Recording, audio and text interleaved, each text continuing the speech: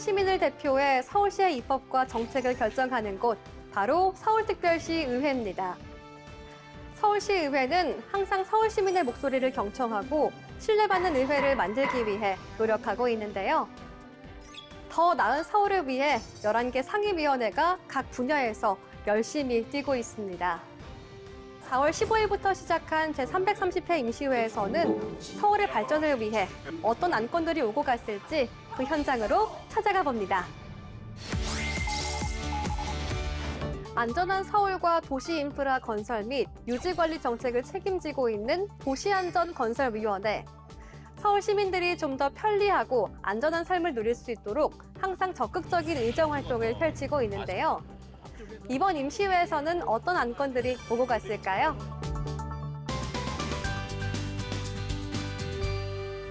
화재와 사고 등 응급 상황에서 시간을 다투며 현장으로 달려가는 소방차와 구급차는 생명의 사다리나 마찬가지입니다. 골든타임 도착 여부는 한 사람의 목숨을 좌우할 정도로 중요한데요. 하지만 불법 주정차된 차량으로 인해 소중한 생명을 잃는 안타까운 사례가 종종 발생하고 있습니다. 이에 소방차 출동을 막는 불법 주정차 단속을 대폭 강화하고 적극적인 조치가 필요하다는 의견이 제기됐습니다. 실질적인 효율성을 개선하기 위해서는 그런 사설업체의 대표자들을 불러서 그런 분들과 같이 실무협의회를 구성하는 방식도 하나 좋은 방법인 것 같아요. 종종 홍해가 갈라지듯 꽉 막힌 도로가 열리고 덕분에 생명을 구할 수 있는 일명 모세의 기적이 펼쳐져 많은 사람들에게 감동을 주곤 합니다. 강제적인 해법 이전에 누군가의 생명을 지키고자 하는 성숙한 시민의식이 우리 사회를 바꾸는 밑거름이 될 텐데요. 응급 상황은 나와 내 가족에게도 언제든 벌어질 수 있는 일이라는 것을 꼭 기억해야 할 것입니다. 최근 연이은 집안 침하 사고로 시민들의 불안감이 증폭되고 있습니다. 도시안전건설위원회 임시회에서도 집안 침하 문제가 주요 화두로 떠올랐는데요. 사고 예방을 위한 다양한 논의가 오고 갔습니다. 전체적으로 동의합니다. 지금까지 사고를 보면은 다른 분야와는 달리 참석을 잘 아는 전문가가 필요하다고 생각이 드는데 조직 구성에 토질 및 기초 기술사와 같은 역량 있는 직원이 포함되게 그래 준비를 하고 있는지 궁금해요. 특히 집안 침하 사고의 가장 큰 원인으로 설치 후 30년 이상 경과한 노후 하수관로 문제가 지적됐는데요. 정기적인 실태 조사와 함께 체계적인 정비 계획을 수립하고 시행해야 한다는 목소리가 이어졌습니다. 서울시 전역의 전체 하수관으로 할 경우 매년 정기적인 실태조사 물량이 1866km에 달하여 현실성이 떨어지기 때문에 실태조사 대상을 30년 이상 노후 하수관으로 명확히 하면서 집안 침하 사고는 예고 없이 발생해 우리의 생명과 안전을 위협하는 침묵의 재난입니다. 때문에 사고가 없다고 절대 방심해서는 안 되는데요. 사전 예방 중심의 대응이 최우선이라 할 수 있습니다. 집안 침하 사고가 잇따르면서 그 어느 때보다 도시안전건설위원회의 역할이 중요해지고 있습니다. 이에 도시안전건설위원회 위원들이 사고 예방대책 점검을 위해 영등포구 신안산선 철도 건설 구간을 방문했습니다. 이번 현장 방문에서 도시안전건설위원회 위원들은 차량용 지표 투과 레이더, GPR 장비에 직접 탑승해 실시간으로 도심도로 하부를 탐사했습니다. 집안 아래 숨겨진 빈 공간, 공동을 내시경 촬영을 통해 확인하고 체험제를 주입하는 복구 과정까지 직접 확인했는데요. 도심 내 집안 침하 발생 가능성이 높은 지역의 우선 조사는 물론 점검 주기를 단축하고 조사 장비와 전문 인력을 대폭 확충할 것을 주문했습니다. 자치구에라도 그러니까 안 그러면은 사업소별로라도 본인들이 바로바로 나갈 수 있는 차량들이 좀 있어야 될 것 같은데요. 집안 침하 사고는 시민의 생명과 직결되는 만큼 조사 역량이 무엇보다 중요한데요. 현재 운영되는 장비만으로는 광범위한 도심 지역을 촘촘하게 점검하기에는 한계가 있다는 지적도 나왔습니다. 이에 서울특별시의회는 시민의 안전을 위해 적극적인 예산 투입과 제도적 지원을 약속했습니다. 좀 더 깊이 있게 지하 집안 침하를 확인할 수 있는 장비가 빨리 신속하게 도입이 돼야 될 것 같고, 뭔가 AI 기술이 접목돼서 이 도로 탐사 차량이 도로를 이렇게 횡단할 때 좀 문제가 있는 곳은 스스로 이렇게 인지를 할 수 있도록 알람을 울리는 그런 기능이라든지 이런 작업들이 앞으로도 좀 신기술이 좀 개발돼야 될 것 같습니다. 또한 여름철 수방 대책 기간을 앞두고 대심도 빗물터널인 신월 빗물저류 배수실도 방문했는데요. 기후 위기로 인해 국지성 집중호우의 발생 가능성이 점점 높아지는 상황에서 서울시의 대표 수방시설에 대한 대응 능력을 사전 점검하고 풍수의 대응 체계에 만전을 기해줄 것을 당부했습니다. 울산한 안전국에서는 그동안 준비해온 방지시설 확충, 소방시설 점검 등 풍수의 대책을 차질 없이 수행하여 예상치 못한 재난에도 신속히 대응할 수 있도록 만반의 대응 태세를 갖추어 시민의 생명과 재산을 지킬 수 있도록 최선의 노력을 기울여 주시기 바랍니다. 제330회 서울특별시의회 임시회 도시안전건설위원회에서는 서울특별시 긴급차량 출동 환경 조성 및 관리에 관한 조례안, 서울특별시 시설공단 설립 및 운영에 관한 조례 일부 개정 조례안 등 13건의 안건이 본회의에서 통과했습니다. 더 안전한 서울을 만들기 위한 도시안전건설위원회의 다양한 정책 개발과 활동 기대하겠습니다. 주거복지 실현과 지속가능한 사람 중심의 서울을 만들기 위해 주택공간위원회는 제도 개선 등에 앞장서고 있는데요. 서울 시민들의 삶의 질 개선을 위해 이번 임시회에서는 어떤 안건들이 오고 갔을지 그 현장으로 떠나봅니다. 아파트 단지나 주상복합단지 내 건물 사이로 누구나 이용 가능한 길을 공공보행 통로라고 합니다. 최근 개방형 단지 조성이 일반화되면서 재개발, 재건축 등 신규로 개발되는 주거단지에 공공보행 통로가 크게 늘고 있습니다. 공공보행 통로 운영에 있어 지역권과 지상권 등 법적 권리의 명확한 설정이 필요하다는 의견이 나오고 있는데요. 행정기관과 주민들 사이에 적극적인 소통도 요구되고 있습니다. 공공통행료 조성으로 용적료 인센티브를 받아서 재단장의 이익을 보는 것입니까?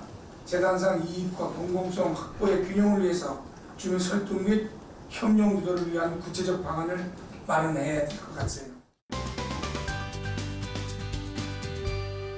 현재 서울시와 산하기관, 자치구 등 117개 기관에서 운영하고 있는 CCTV는 약 20만 대에 달합니다. 서울시는 2026년도까지 CCTV의 100% 지능형 전환을 목표로 하고 있는데요. 그만큼 CCTV가 범죄 예방과 시민 안전에 큰 역할을 하고 있다는 얘기죠. 이런 CCTV 활용 범위를 좀 더 확대해 도시 안전을 강화하자는 의견이 나왔습니다. 우리가 공원이나 이런 공용 화장실을 가보면 비상벨만 있지 CCTV는 없습니다. 이 화장실에도 어떤 이미지 상으로만 보면 이분이 뭐 갑자기 이렇게 쓰러진다거나 아니면 뭐 위협을 당한다거나 이런 것 정도는 파악할 수 있는 어떤 CCTV가 있지 않나, 뭐 그것도 한번 좀 살펴봤으면 좋겠습니다.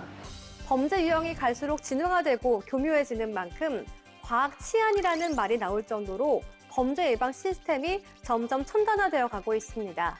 앞으로도 디지털 기술을 적극 활용해 범죄를 선제적으로 차단하고 도시 안전망을 더욱 촘촘하게 구축하길 기대해 봅니다. 앞으로 마고, 망원, 여의도, 압구정, 옥수, 뚝섬 등 한강 7개 선착장 인근에 자전거 라운지가 조성됩니다. 총 19억 원의 예산이 투입돼 조성되는 자전거 라운지에는 휴게실과 자전거 이용 안내 공간 등이 마련되고 셀프 정비, 응급조치 키트도 구비될 예정인데요. 입지 선정 확대와 한강버스 연계 등에 대한 더욱 세심한 고려의 필요성이 제기됐습니다.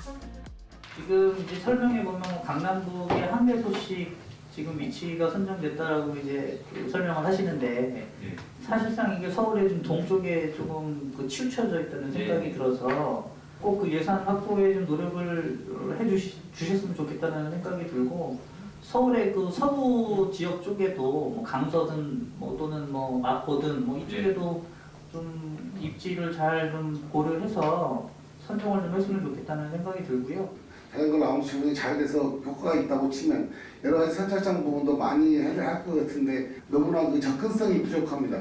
교통으로 하는 버스가. 그다음에 이 대체 일환일 수도 있다고 생각하는데 이건 잘 고려하셔가지고 서로 그 유가부사끼리 잘 상의하셔가지고 좀 잘 하시기 바랍니다. 한강 자전거 라운지 조성으로 시민들의 자전거 이용이 더욱 확대될 것으로 보이는데요. 탄소 중립 실천이 사회적 이슈가 되고 있는 요즘, 시민들이 저탄소 녹색 소비를 실천하며 건강을 지킬 수 있는 좋은 계기가 되길 기대해 봅니다. 심각한 기후변화와 환경 위기는 단순한 미래의 우려가 아니라 현재 우리가 살고 있는 도시에 실질적인 영향을 미치는 현실이 됐습니다. 탄소 중립이 필수가 된 시대, 지속 가능한 미래를 위한 제로 에너지 건축물이 중요한 대안으로 떠오르고 있는데요. 서울시의회 주택공간위원회 위원들이 그 모범 사례가 되고 있는 현장을 방문했습니다. 서울주택도시공사가 발주해 지난 2022년 착공, 올해 3월 준공한 고덕강일 제로에너지 아파트. 6개 동 697세대 규모의 공공주택단지로 정부의 제로에너지 보급 로드맵보다 앞서 제로에너지 건축물 인증 GEB 3등급을 받은 곳입니다. 일반 공동주택 대비 전기료, 냉난방 비용 등 에너지 비용이 약 34% 정도 절감될 것으로 기대하고 있는데요. 친환경 미래지향적 주거단지라는 평가를 받고 있습니다. 앞으로 대한민국의 제로에너지와 수급의 지위가 어디까지 갈지, 미래의 주거가 어떻게 갈지 좀 궁금해요. 선도하는 주택시장을 또 지위를 선도하는 그 SH가 되시겠다 했으니까 앞으로 또 어떠한 단지의 임대된 주의가 어떻게 할지 모르겠지만 계속 선도해나갈 수 있는 그 기조를 좀 유지했으면 좋겠고요. 현장을 둘러본 주택공간위원회 위원들은 아파트의 구조와 향후 유지 관리 등에 대한 몇 가지 우려도 제기했습니다. 오늘 이렇게 현장에 와보니까 제가 좀 우려되는 부분이 하나가 있었어요. 그 복도식으로 아파트가 지어졌어요. 복도에 이런 물통이 놓여지거나 그러면은 이렇게 화재가 났을 때 대피하라는 게 문제가 있을 수가 있어요. 그래서 아까 뭐 창고를 이렇게 만들어 주시든지 그런 방안이 필요하다 이렇게 말씀하시는데 사실 생각 어떠셨어요? 기후 위기 시대 제로 에너지 아파트가 건축 분야에서 큰 주목을 받고 있는 만큼 앞으로도 서울도시주택공사가 건축 계획과 시공 분야에서 꾸준히 노력해 줄 것을 당부했습니다. 단점 부분을 좀 보완을 해서 다음 시공할 때는 장점만 좀 살려서 건축 행위를 했으면 좋겠고요. 그다음에 건축 행위를 하는 과정 속에서 지역 주민들과 또 그다음에 또 의회와 그리고 또 많은 시민들과 같이 소통하고 공유를 했으면 하는 바람이고요. 주택공간위원회에서는 제330회 임시회에서 서울특별시 서울주택도시공사 설립 및 운영에 관한 조례 일부 개정 조례안, 서울특별시 2030 도시 주거환경 정비 기본계획 주거환경사업부문 변경 의견 청취안 등 11건의 안건을 본회의에서 가결했습니다. 앞으로도 서울 시민이 더 편안하고 안전하게 살 수 있는 공간을 만들기 위한 주택공간위원회의 활발한 의정활동 기대하겠습니다. 도시공간을 계획하고 지역의 균형 발전과 청년 정책 등 서울의 현재와 미래를 책임지는 중요한 정책을 담당하고 있는 곳이 바로 도시계획균형위원회입니다. 약자와 동행하며 서울을 좀 더 경쟁력 있는 도시로 만들기 위해 끊임없이 노력하고 있는데요. 이번 임시회에서는 어떤 안건들이 오고 갔을까요? 청년 실신시대라는 신조어 들어보셨습니까? 청년 실업자가 늘어나면서 학자금 대출 등을 갚지 못해 청년들이 신용불량자가 된다는 뜻인데요. 서울특별시 의회는 이런 청년 취업 문제를 해결하기 위해 다양한 노력을 기울이고 있습니다. 주목받는 정책 중 하나가 바로 미래청년 일자리 사업입니다.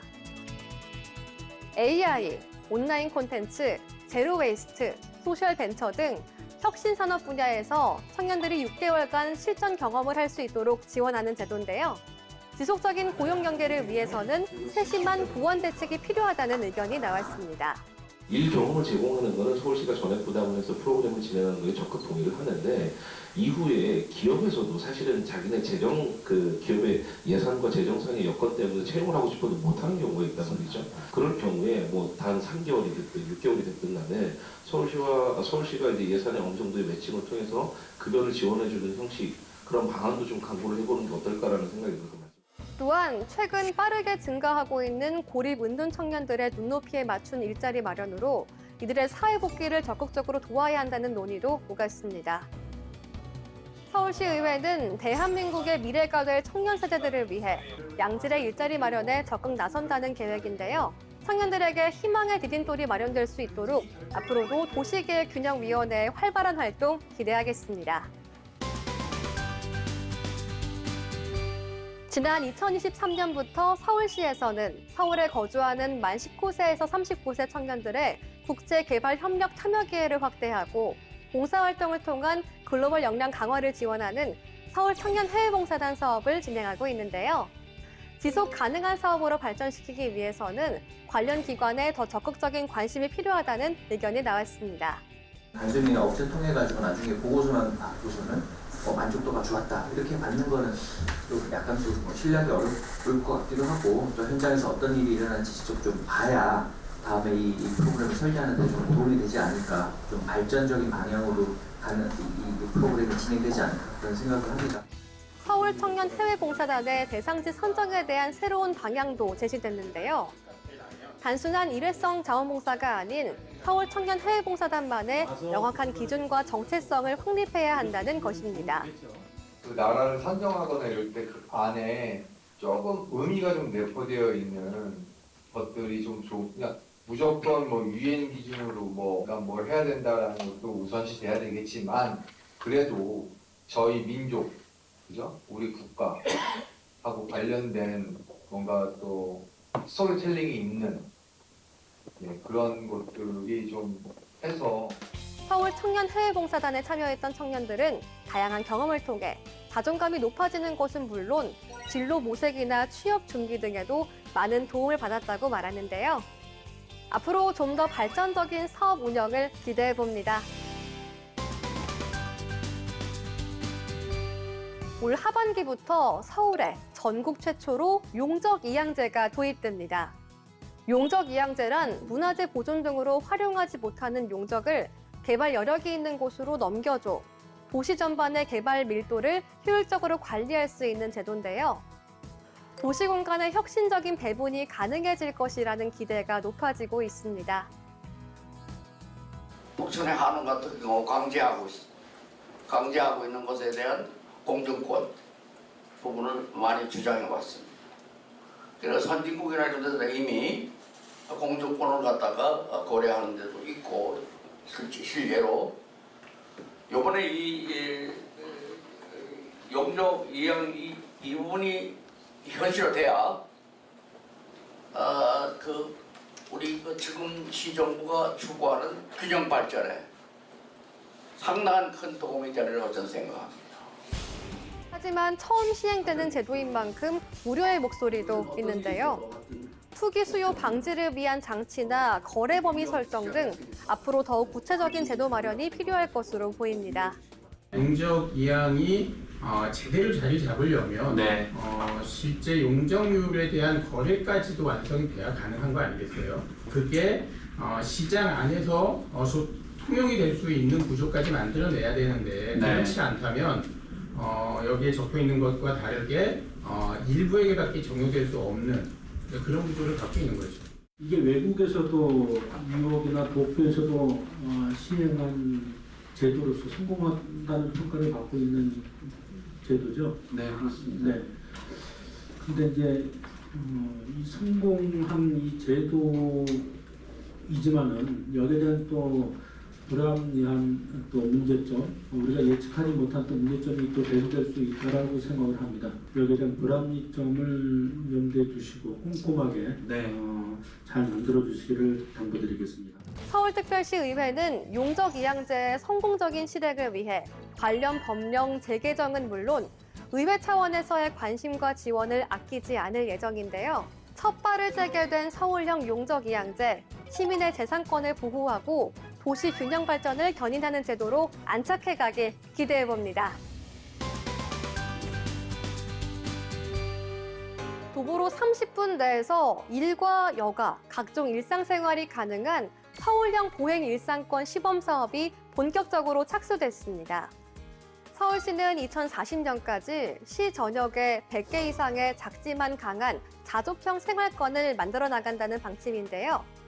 장밋빛 구상에 그치지 않기 위해서는 구체적인 기준이나 가이드라인 정립이 필요하다는 논의가 오갔습니다. 서울의 제일 큰 문제는 어쨌든 그 집중 근접이 잘 안 된다는 거.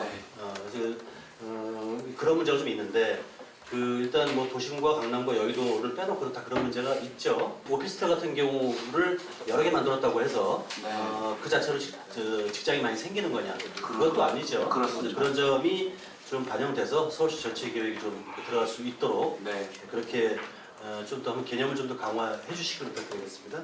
서울특별시 의회는 서울특별시 역세권 활성화 사업 운영 및 지원에 관한 조례 개정 등을 통해 서울형 보행 일상권 실현을 위해 노력하고 있는데요. 이를 통해 앞으로 서울 시민의 삶의 질이 더욱 향상될 수 있길 기대해봅니다.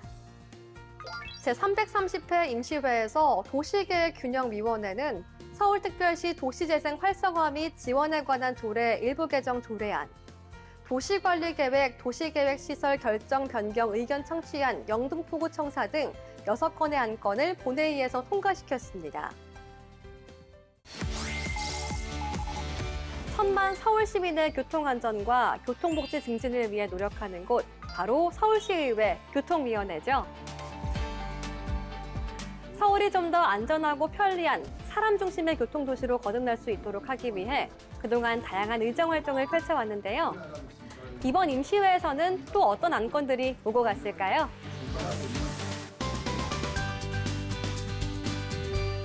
사람들로 가득 찬 버스와 지하철, 꽉 막힌 도로까지 매일같이 반복되는 출퇴근 전쟁에 지친 분들 많으실 텐데요.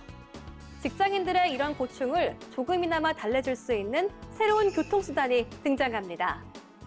마곡에서부터 잠실까지 모두 7개 선착장을 거치게 되는 한강버스. 수상 대중교통의 활성화로 시민교통 선택권이 확대된다는 기대감과 함께 아직 풀어야 할 숙제들도 남아 있습니다. 기부 동행 카드라는 부분을 연결을 하기 때문에 버스를 타야 되고 지하철을 타고 하는 부분에 그런 환승을 하면 우리 교통실에서 이제 재정 지원을 할 수밖에 없는 상황이에요. 그런 부분 더 면밀히 검토하셔가지고 이 부분들이 그 재정 악화가 오지 않도록 해줬으면 좋겠습니다. 서울특별시 의회에 서울특별시 대중교통 기본조례 일부 개정 조례안을 통해 대중교통으로서의 지위를 법적으로 명확히 하는 데 한 걸음 더 나아간 한강버스.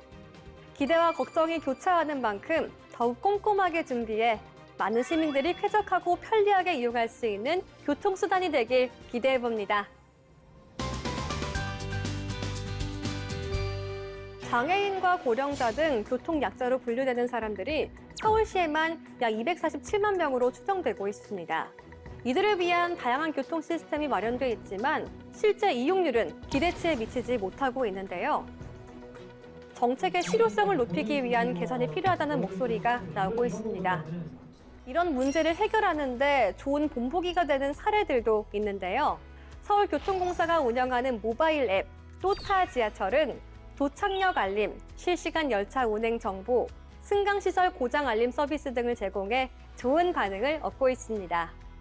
또타 앱만 가입하면 안내가 되고 장애인도 훨씬 용이하게 이용할 수 있는 이런 혁신이 이루어졌더라고요. 저는 이런 부분이 조금 더 알려져야 된다고 생각합니다. 최근 시범 운영이 시작된 동행 온다 콜택시 서비스도 좋은 반응을 기대합니다. 스마트폰 앱 없이 전화만으로 택시를 부를 수 있는 이 서비스는 특히 고령자 등 스마트 기기 사용에 익숙하지 않은 시민들의 이동 편의를 위한 맞춤 정책으로 주목받고 있습니다. 급하게 이제 택시를 불러야 할 경우에 불편을 느꼈는데 전화 한 통화만 하면 가능하도록 이렇게 그때 요구했었는데 잘 만들어 주셔서 감사드립니다. 이런 교통 약자들뿐만 아니라 서울을 방문하는 외국인들이 좀 더 편리하게 교통 서비스를 이용하며 더불어 한국에 대한 좋은 기억을 가지고 갈 수 있도록 하자는 의견도 논의됐습니다. 지금 우리는 신용카드나 내지는 기후동의 카드를 쓰고 있어서 불편함이 없지만 외국 사람들은 굉장히 불편한 거예요. 단순하게 뭐 기후동의 카드를 그리지 말고 이 사람들이 교통카드를 샀을 때 야 이거 한국에서 산 거다 이건 어떤 기념품 같다. 지금 어떤 자기 자국으로 가져갈 수 있게끔 그런 걸 좀 알금 내서 교통 선진 도시 서울을 만들기 위한 교통위원회의 활발한 활동 기대하겠습니다. 택시협동조합은 운수 종사자들이 출자를 통해 구성한 조합 형태의 법인으로 구성원 모두가 소유와 경영에 참여하며 수익을 공평하게 배분하는 것을 원칙으로 하고 있습니다. 하지만 본래의 취지와 달리 일부 조합주의 횡령, 배임, 불투명한 조합 운영 등이 계속해서 논란이 되어 왔는데요. 이에 서울시의 적극적인 대응을 촉구하는 목소리가 나왔습니다. 일부 협동조합이 실질적으로 출자금 형태로 기사들의 금전을 이용해서 사업주의 이익만을 추구하는 구조로 운영되고 있다고 지적도 되고 있습니다. 운수 종사자 대다수가 고령인 현실에서 이러한 구조적 문제는 생계형 노동자의 노후 자산을 위협하는 중대한 사회 문제가 될 수 있으므로 서울시가 조합 설립 인가 시 운수 종사자 보호를 위해 개입해야 한다고 보는데 협동조합의 기사들이 실제로는 근로자처럼 일하고 있음에도 불구하고 법적으로 사용자로 분류돼 노동자로서의 권리를 보장받지 못하는 경우가 많은데요. 교통위원회는 앞으로 서울시가 현 실태를 면밀히 점검하고 실효성 있는 개선 방안을 마련하는 데 적극 나서달라고 당부했습니다. 1968년 서울에서 자취를 감췄던 노면전차 트램이 다시 모습을 드러낼 예정입니다. 현재 한창 공사가 진행 중인 미래트램은 5호선 마천역에서 8호선 복정역과 남미래역까지 총 5.4km를 연결하는데요. 서울시의회 교통위원회 위원들이 공사 현장을 직접 찾아 작업 환경과 안전시설 등을 점검했습니다. 58년 만에 서울에서 부활하는 트램. 서울 송파구에서 미래 신도시를 지나는 트램이 개통되면 교통난 해소와 대중교통 편의성이 증대될 것으로 기대합니다. 내년 본격 개통을 앞두고 진접 촬영기지와 미래선 공사 현장을 방문한 교통위원회 위원들은 다양한 사항에 대해 의견을 교류했는데요. 특히 안전과 소통에 각별히 신경 써줄 것을 촉구했습니다. 꼼꼼하게 다시 한번 점검을 해서 화재 시에 문제가 없게끔 전원 체계를 각각 분리해서 할 수 있게끔 이렇게 좀 준비를 해놨으면 좋을 것 같아요. 그리고 이제 트램 속도가 이제 최고 속도 60km 정도라고 얘기를 들었거든요. 시민들과 같이 한 광장을 사용한다고 그런 데도 나오지 않는데요. 향후에는. 하여튼 그 주민 위험도 꼭 고려해야 되니까 좀 심도 있게 좀 논의해 주시기 부탁드리겠습니다. 정말 앞으로 이제 얼마 안 남은 마무리가 중요하니까 지금까지 해오듯이 마무리 잘 해가지고 개통하는 데 차질하고 안전사업을 유의하시고 주민들에게 좀 보다 더 편리하고 안전한 대중교통이 되겠습니다.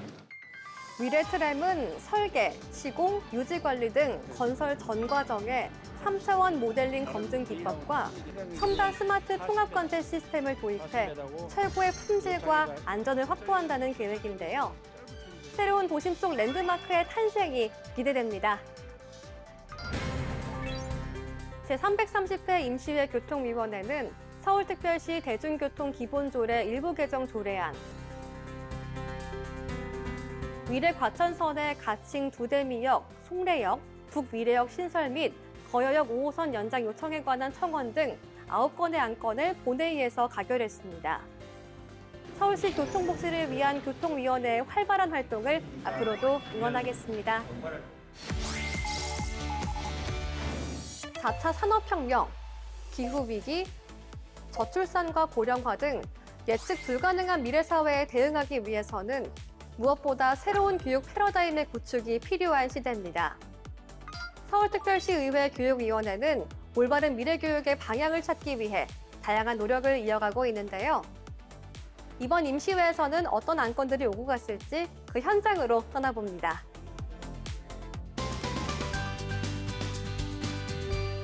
SNS와 온라인 커뮤니티를 통해 마약이 평범한 간식이나 사탕처럼 위장돼 유통하는 사례가 급증하고 있습니다. 특히 10대는 자신들도 모르는 사이에 마약의 유혹에 빠져들기 쉬운데요. 이러한 무의식적인 마약 섭취는 청소년들에게 돌이킬 수 없는 정신적, 신체적 피해를 입힌다는 점에서 철저한 대책 마련이 요구되고 있습니다. 지금 제가 알기로는 중고등학생들이 마약하는 학생들이 많이 있다고 저는 알고 있거든요. 학교에서 신체 검사 할 때마다 소변 검사를 해서 그 중에 마약 검사도 포함되어 있다고 하면 학생들이 지금 이 마약을 하는 데 있어서 조금 경각심을 갖지 않을까. 요새 서울시뿐만 아니라 전국에서 하수 처리장에서 마약이 검출되고 있다고 계속 언론에서 나오고 있어요. 4년 연속 계속 나오고 있는데 학교에서도 한번 테스트를 해보면 어떨까 싶습니다. 마약의 위험성과 유혹을 구체적이고 체계적으로 교육하는 예방 프로그램 확대도 절실한데요. 미래 세대인 청소년이 마약의 유혹으로부터 벗어나 안전하고 건강하게 생활할 수 있도록 사회 전체의 관심이 필요한 때입니다. 많은 학교가 노후화된 인프라 문제로 인해 교육의 질과 학생 안전에 심각한 영향을 받고 있습니다. 노후화된 시설은 학생들이 쾌적한 환경에서 학습하는 것을 방해하며 이로 인해 학습 효과가 저해될 수 있는데요. 특히 낡은 건물과 시설 관리 부족은 학생들의 건강과 안전에도 직접적인 위협이 되고 있습니다. 어떤 학부모님 그런 말씀 하시더라고요. 아니 지금 집에 왜 화장실 냄새가 나고 비가 새고 있는데 태블릿 기계 좀 좋은 태블릿 기계 좀 뭐 하냐. 교육청은 지금 뭐가 중요한지 모르는 것 같다. 저는 최대한 특히 안전에 관련된 문제 부분에서는 저희가 다른 거를 제쳐두고 1순위로 생각해야 된다고 생각합니다. 지하층까지 내려가 보니까 공방의 냄새부터 시작해서 그 학교 시설 자체가 참으로 제가 보기에도 민망할 정도로 그렇게 제가 느꼈습니다. 서울의 초중 고등학교 중 40년 이상 된 학교 건축물 비율이 34%가 넘는 것으로 나타났는데요. 적극적인 안전 점검과 개보수, 리모델링을 통해 학생 안전을 지켜야 한다는 목소리가 높아지고 있습니다. 한편 지난 2023년 서울시 의회는 서울시 교육청 조직 개편을 담은 조례안을 통해 서울시 교육청에 학생 안전을 강화하기 위한 안전총괄 담당관을 신설하기도 했는데요. 학교 노후시설 관리를 포함해 학생 안전 전반에 대한 장기적이고 체계적인 대책 마련이 요구되고 있습니다. 이 안전팀이라는 것은 이제는 한번 만들어지고 없어질 조직이 아니기 때문에 이거를 어떻게 하면 저희가 지속 가능한 발전의 분야로 저희가 장기적으로 할 수 있을까? 거기에 대해서 고민을 해봐 주시면 좋을 것 같고요. 미래 세대인 우리 아이들의 안전 문제는 그 무엇과도 타협할 수 없습니다. 앞으로도 학생 안전과 관련해 교육위원회의 더욱 적극적인 정책 마련을 기대하겠습니다.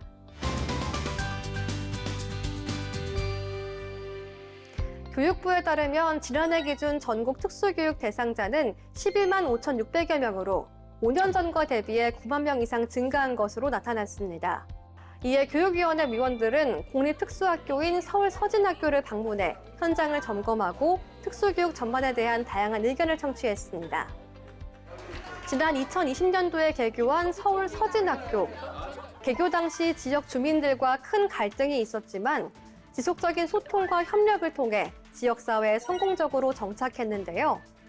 이번 간담회에서는 특수학교의 높은 입학 대기 수요와 장시간 통학 문제를 해결하기 위한 특수학교 추가 설립, 일반 학교 내 특수학급 증설 확대 등의 필요성이 제기됐습니다. 우리 아이가 더 장애가 있어야 되는 거냐? 지금도 나는 애를 키우기 정말 힘든데 어떻게 이런 시설들이 보강이 되어 있지 않고 특히나 우리 아이가 들어갈 땐 2학급밖에 없는 거냐? 이런 얘기들을 계속 하시더라고요. 25개 자치구 중에 이제 8개 자치구에는 아직 특수학교가 없는 상황이고, 그래서 이렇게 내용 기사에도 보니까 이제 매일 왕복 2시간 이상을 이렇게 다니면서 이제 학교를 다녀야 하는 학생들도 굉장히 많은 걸로 알고 있거든요. 자치구에 1개 이상의 특수학교는 무조건 건립이 되어야 된다라는 거에 동의를 하고 있어요. 학교 관계자들과 학부모들을 통해 현장의 생생한 목소리들을 들을 수 있었는데요. 학교에서 아이가 즐겁게 지내고 있다는 것, 그거에 하나 기저에 깔리는 것만으로도 충분히 엄마도 아이도 행복 지수가 많이 올라가거든요. 저희 우리 의원님들하고 또 우리 교육감님들하고 또 우리 교육청에 있는 공무원, 교육공무원 여러분들과 함께 열심히 우리 아이들 꿈을 위해서 건강하게 자랄 수 있도록 함께 노력하겠습니다. 교육위원회는 앞으로 특수학교 입학 현황, 특수교육 대상자의 장애 영역, 지역별 분포 등을 면밀히 분석해 좀 더 현실적인 특수교육 지원 방안을 모색하겠다는 방침입니다. 제330회 임시회 교육위원회에서는 서울특별시 교육청 학교 명능물 관리 조례안, 학교 안전 강화 및 교원 정신건강관리체계 확립촉구 결의안 등 총 19건의 안건이 본회의에서 통과됐습니다. 앞으로 더욱 발전해 나갈 서울의 교육 모습을 기대하겠습니다. 따뜻한 봄날의 날씨보다 훨씬 뜨거운 열기를 내보인 제330회 서울특별시의회 임시회. 이번 임시회에서는 서울 시민의 일상과 밀접한 규제와 미래 설계에 걸림돌이 되는 각종 규제를 개선하기 위한 서울특별시의회 규제개혁특별위원회를 발족했습니다. 창의적인 아이디어와 새로운 시도를 자유롭게 펼칠 수 있는 토대 마련을 위해 앞으로도 서울시의회가 적극적인 활동을 펼칠 예정인데요. 그 열정만큼 상상 그 이상의 행복을 누리는 도시 서울이 됐으면 좋겠습니다.